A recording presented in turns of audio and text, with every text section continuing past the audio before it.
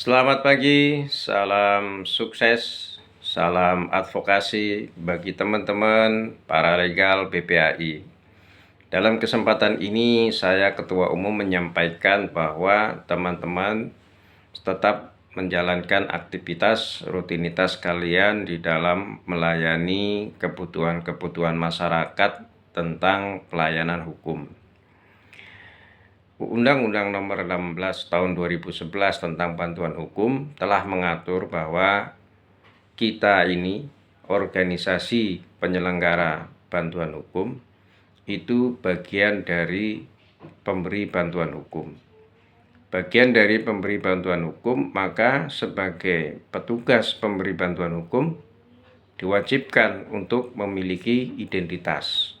Nah, bagi teman-teman yang sudah bergabung di BPAI, itu sudah masuk bisa disebut dengan paralegal yang tergabung di dalam organisasi BPAI.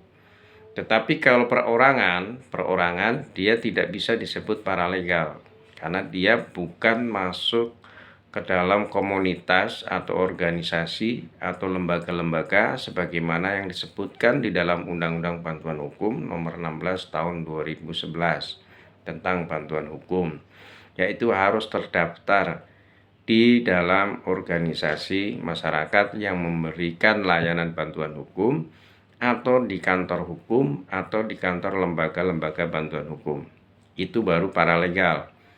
Kalau kita paralegal itu terdaftar di lembaga-lembaga tersebut.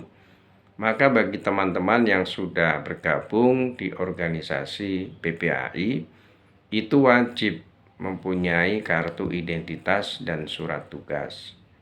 Kenapa ini wajib dan penting? Sebab di saat kita melakukan pendampingan hukum, aparat penegak hukum yang lain itu akan mempertanyakan legalitas kita. Mana kita menunjukkan identitas kita sebagai paralegal? Mana surat tugasnya? Mana ID pengenalnya? Itu akan ditanyakan teman-teman sekalian. Maka sebagai petugas hukum di paralegal BPAI ini, teman-teman harus mempunyai kartu tanda pengenalnya. Kalau kartu tanda pengenal ini teman-teman bisa ajukan ke pusat untuk perpanjangan. Jadi kalau teman-teman nanti di lapangan melakukan pendampingan hukum, teman-teman sudah punya senjata, punya alat kelengkapan dan legalitas sebagai paralegal. Tetapi kalau teman-teman tidak mempunyai legalitas, maka bagaimana mau disebut paralegal? Sedangkan menurut Undang-Undang Nomor 16 Tahun 2011 di pasal 1 angka 3 itu menyebutkan bahwa dia tergabung di dalam organisasi pelayanan bantuan hukum.